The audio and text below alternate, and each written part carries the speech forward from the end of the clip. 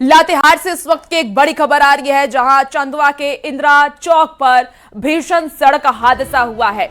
देखिए, हाईवा और ट्रक की जोरदार टक्कर हो गई। टक्कर के बाद पलटा है हाईवा। अनियंत्रित होकर के दुकान में ट्रक घुस गया।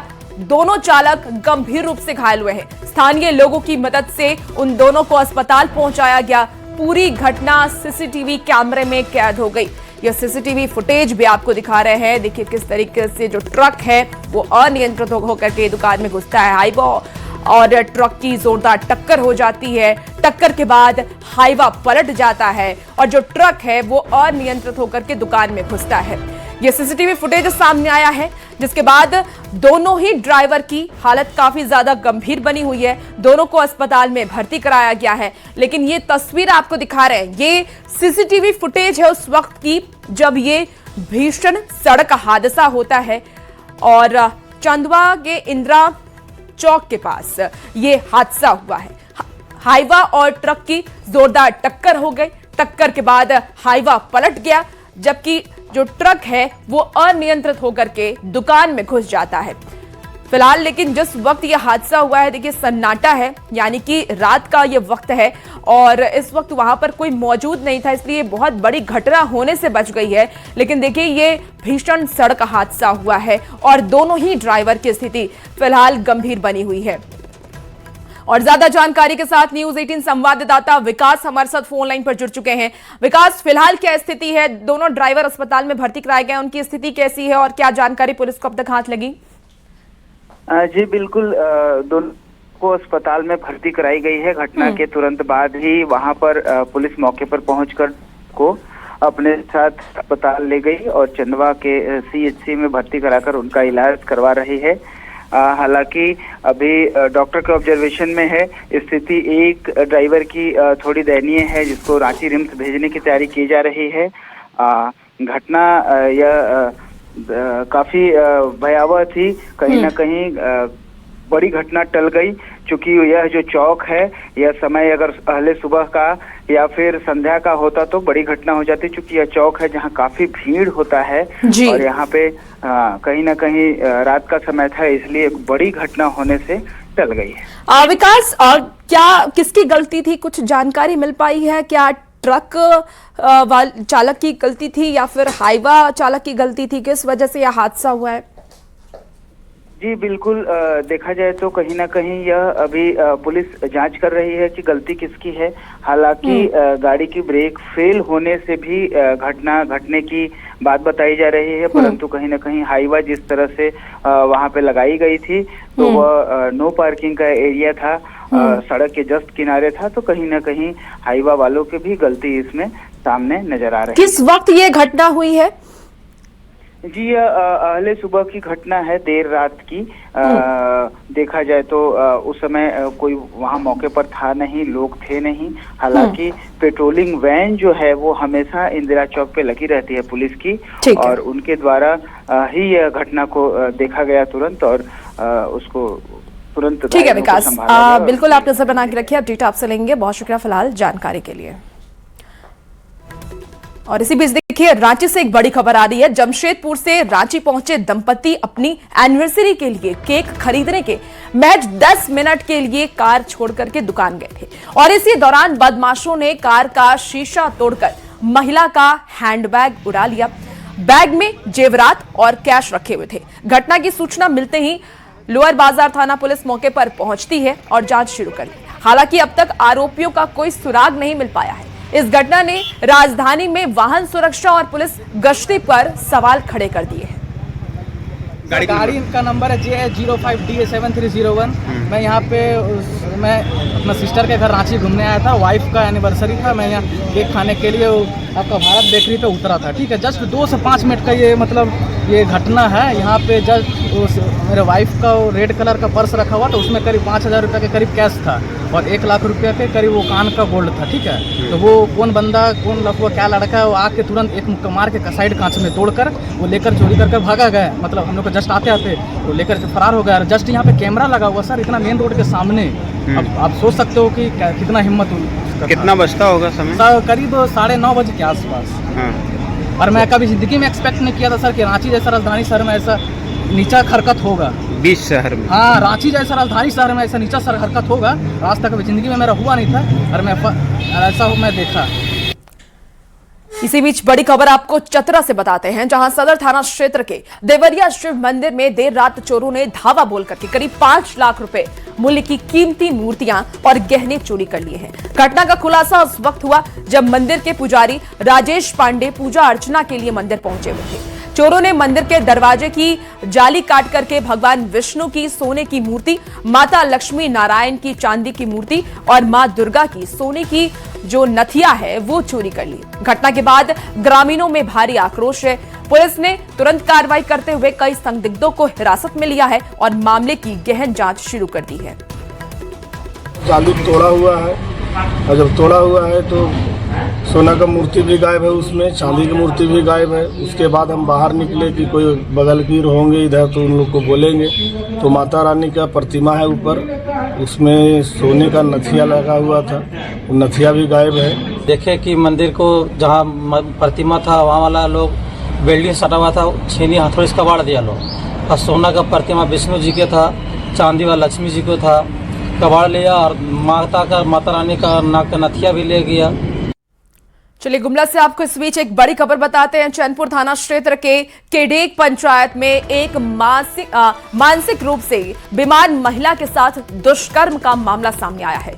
परिजनों की शिकायत पर पुलिस ने कार्रवाई करते हुए नामजद आरोपी को गिरफ्तार कर लिया है। शिकायत के अनुसार महिला को बहला फुसला करके एक सुनसान स्थान पर ले जाया गया, जहां उसके साथ दुष्कर्म की घटना को अंजाम दिया गया। अगले दिन महिला के घर लौटने के बाद परिजनों को घटना की जानकारी मिली, जिसके बाद मामला दर्ज कराया गया। पुलिस ने आरोपी को गिरफ्तार कर न्यायिक हिरासत में भेज दिया है। अब चलिए झारखंड के सियासी खबर की बात कर लेते हैं। झारखंड के राजनीति में स्वास्थ्य मंत्री इरफान अंसारी की एक टिप्पणी को लेकर के विवाद अब गहराता नजर आ रहा है। बीजेपी की महिला विधायकों को लेकर के दिए गए बयान पर हजारीबाग की भाजपा नेत्री शेफाली गुप्ता ने कड़ी आपत्ति जताई है। उन्होंने इसे महिला जनप्रतिनिधियों का अपमान बताते हुए कहा कि किसी राजनीतिक दल के सामूहिक निर्णय को महिला विधायकों के चरित्र या निजी भावनाओं से जोड़ना पूरी तरह से अनुचित और अस्वीकार्य है। शेफाली गुप्ता ने कहा है कि इस तरह की टिप्पणी महिलाओं की राजनीति समझ और निर्णायक क्षमता पर सवाल खड़े करती है, जो कि लोकतांत्रिक मूल्यों के खिलाफ है। उन्होंने स्वास्थ्य मंत्री से सार्वजनिक रूप से माफी मांगने की मांग भी की है। महिला विधायकों के चरित्र और निजी भावना से जोड़ना अत्यंत आपत्तिजनक है। विडंबना ये है जिन पर आज आरोप लगाए जा रहे हैं, उसी परिमल नाथवानी जी को वर्ष 2008 में तत्कालीन झामुमो कांग्रेस समर्थित सरकार ने एक स्वतंत्र उम्मीदवार के रूप में समर्थन दिया था।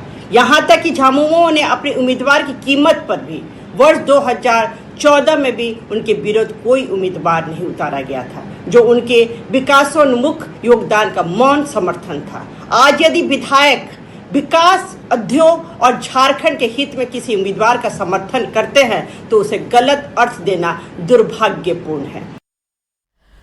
देखिए, झारखंड में 18 जून को होने वाले राज्यसभा चुनाव को लेकर के सियासी सरगर्मियां तेज हो गई हैं। संख्या बल के हिसाब से एनडीए को जीत के लिए 4 अतिरिक्त वोटों की जरूरत है। और इस बीच विधायक सरयू राय के बयान ने राजनीतिक हलकों में नई चर्चा छेड़ दी है।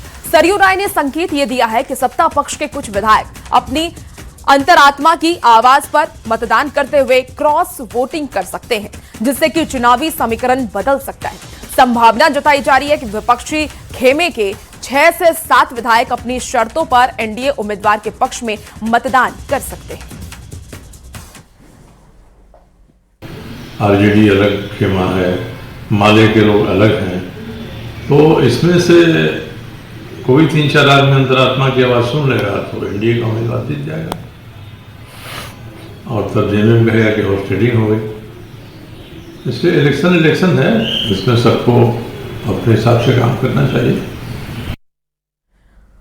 और एसआईआर को लेकर के जेएमएम ने राज्यव्यापी अभियान शुरू कर दिया है। देखिए, पार्टी की ओर से सम्मेलन, कार्यशाला और प्रशिक्षण शिविर आयोजित कर कार्यकर्ताओं और BLA 2 को मतदाता सूची पुनर्निरीक्षण की प्रक्रिया की विस्तृत जानकारी दी जा रही है।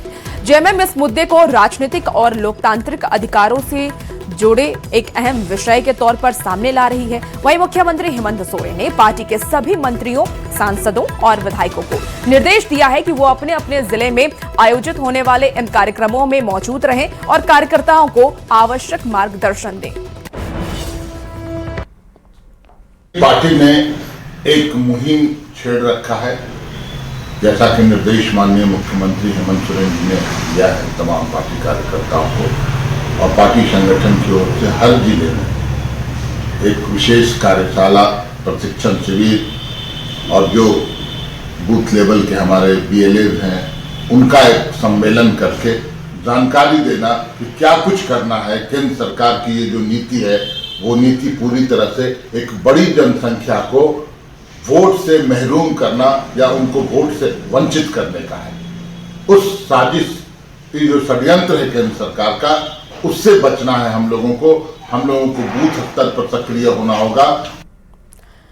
बोकारो में मतदाता सूची का व्यापक पुनर्निरीक्षण कार्य जारी है। जिले में सबसे ज्यादा चिंता का विषय बोकारो विधानसभा क्षेत्र बना हुआ है, जहां अनमैप्ड मतदाताओं की संख्या सबसे अधिक दर्ज की गई है।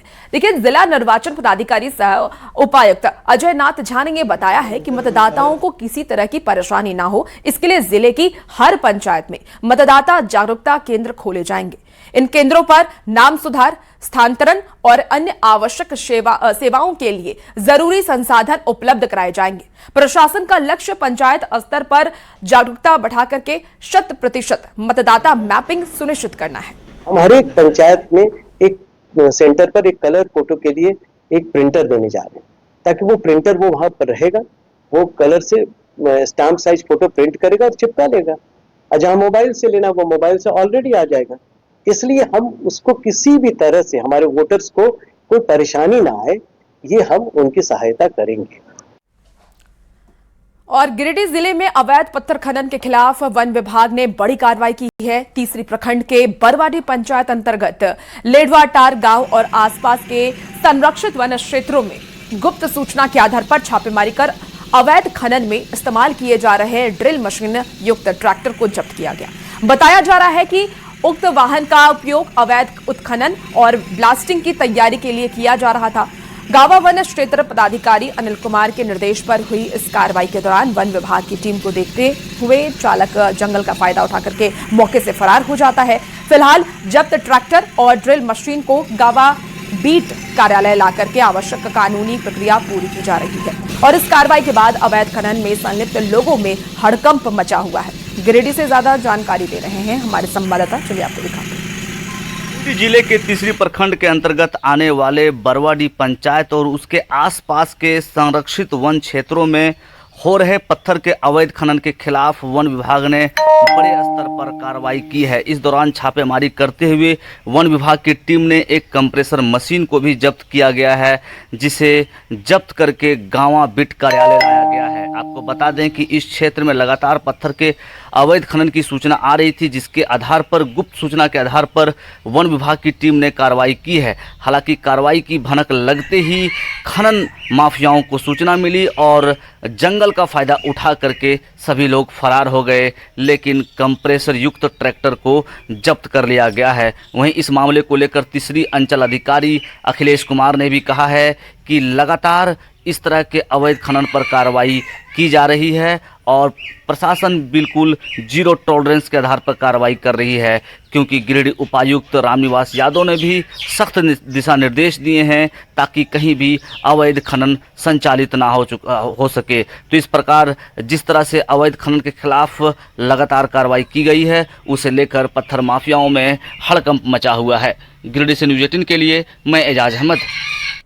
चलिए खबर अब आपको देवघर से बताते हैं। देवघर जिला प्रशासन सभी 118 पंचायतों और नगर निकायों में विशेष आधार नामांकन अभियान चलाया जा रहा है। डीसी निर्देश पर 10 जून से 16 जून 2026 तक जिला व्यापी विशेष शिविरों का आयोजन किया जा रहा है और इन शिविरों में सुबह 10 बजे से शाम के 5 बजे तक बच्चों के लिए पंजीकरण और आधार में सुधार का काम किया जा रहा है।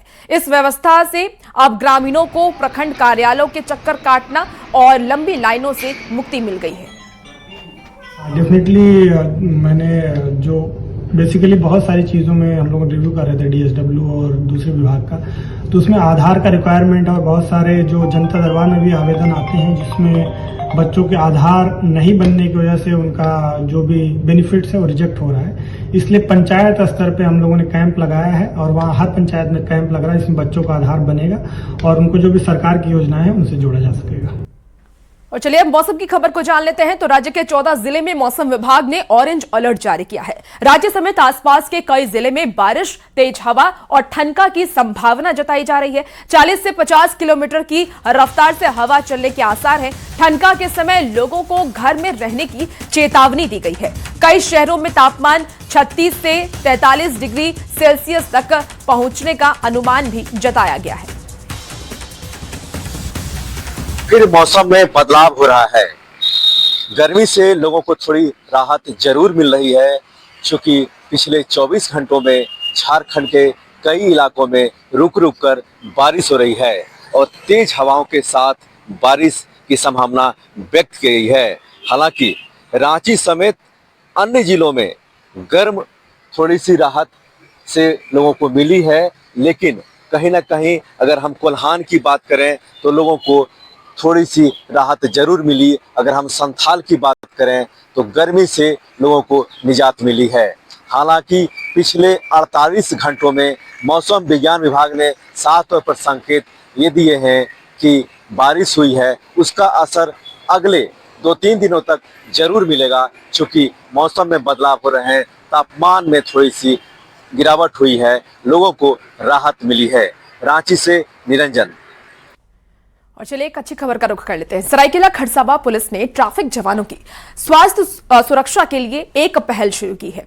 पायलट प्रोजेक्ट के तहत ट्रैफिक पुलिस कर्मी कूलिंग जैकेट देने की शुरुआत की गई है और ये जैकेट बैटरी से संचालित होगी। कूलिंग जैकेट भीषण गर्मी और तेज धूप से बचने के लिए ये दिया जा रहा है और बचने में काफी सक्षम भी होगा। एक जैकेट की लागत जो है वो 3,500 रुपए है। हालांकि ये अभी एक प्रयोग है, अगर इसके परिणाम सकारात्मक रहेंगे, अच्छे रहेंगे, तो सभी पुलिस जवानों को ये जैकेट उपलब्ध कराई जाएगी। गर्मी के प्रकोप को देखते हुए हम लोग ने प्रयोगात्मक बेसिस मतलब एक्सपेरिमेंटल बेसिस पे 6 कूलर जैकेट्स आज अपने ट्रैफिक पुलिस कर्मी एवं अधिकारियों को बांटे हैं, जो कि उन्हें गर्मी से राहत दिलाने में शायद कारगर साबित होंगे। और अगर इनका अच्छा हमें फीडबैक मिलता है तो हम मुख्यालय को भी अनुरोध करेंगे और भविष्य में इसको और इस्तेमाल में लाएंगे। और फिलहाल वक्त हो चला एक बेहद ही छोटे से ब्रेक का, जल्द वापस लौटते हैं।